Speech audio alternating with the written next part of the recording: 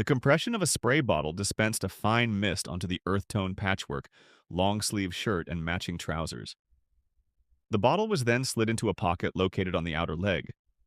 The light breeze hit Clint in the face. He was properly downwind. Footsteps approached him as he was kneeled down next to a large oak tree. A fiberglass bow was raised and a string was drawn to a hairy, squared jawline. A large set of unique antlers appeared from a tree line. A distant car horn caused oval ears to perk up. "Come on," Clint muttered to himself. 1 foot and then another what stood in the light just before dawn was a huge white-tailed deer. Fingers let go of a string that sent a razor-tipped arrow into the shoulder of the deer. At first glance, it appeared to be non-lethal.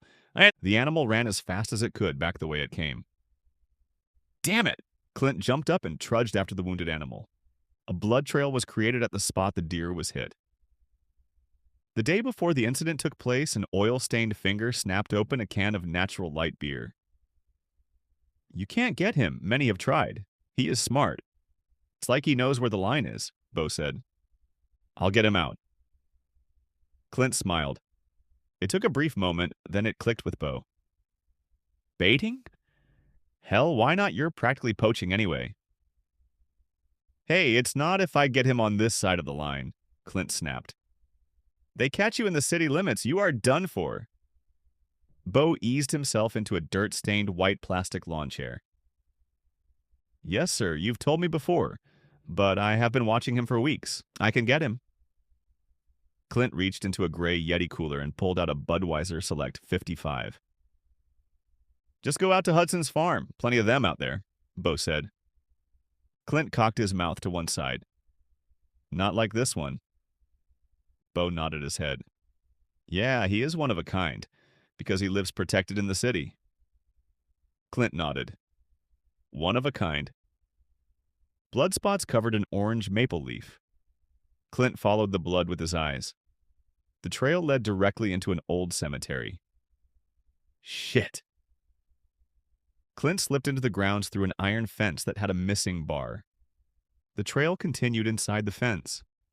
A small pool of blood was formed on a sycamore tree leaf. "Better," Clint said when he realized the animal had started to bleed out. Clint entered the oldest section of the cemetery. He lowered his stance as he reached the first set of tombstones. He heard a voice and stopped walking. He looked around, but he didn't see anyone. So he moved on. A wind picked up. "Clint!" A voice whispered into Clint's ear. He froze and he looked around. Not a soul was near him. Satisfied, Clint continued on. 100 yards later, he reached a clearing. He was on the side of a hill, and below him was a road. Just beyond that was another hill covered in tombstones and statues. At the top of the hill was a large tomb. Laid out in front of the tomb was the deer. The magnificent creature had come to its final resting place. Clint descends the hill and reaches the gravel road. He looked both ways before stepping onto the road. It was clear in both directions. He placed a foot on the road, and a horse-drawn carriage raced up the hill. A massive black beast of a horse pulled a black funeral carriage. It passed so quickly that Clint barely caught a glimpse of the driver. It appeared to be a tiny man in a black suit. Just as fast as it appeared, the carriage was gone. Clint, a bit more cautious, placed a foot onto the road. This time, all was quiet. He hurried across the road. The hill on the other side had more of an incline to it. Clint's feet are firmly planted with each step. Halfway up the hill, the incline lessened, and tombstones entered his path. With a bit more confidence, Clint picks up his pace. This would be his undoing. His boot did not clear a hardly noticeable tombstone, and Clint tripped. He used his hands to brace himself for the fall. His right hand landed on the edge of a large tombstone. It cut his hand open. Shit, that hurt. Clint brought himself to his feet. He examined the wound. It was deep enough to require a stitch or two, but not deep enough to stop Clint. He took an orange bandana from his pocket and wrapped his hand with it. Satisfied with his wrap, he continued. A few steps further, he tripped on an exposed root. He fell to the ground hard. The world went dark and silent.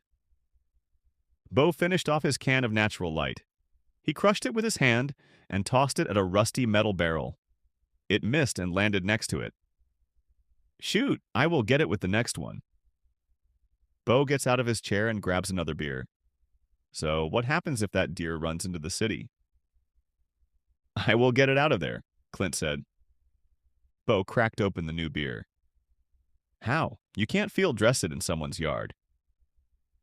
Clint was getting annoyed with Bo's interrogation. It is a trophy buck. I will take the trophy and leave the rest. I will be much faster that way.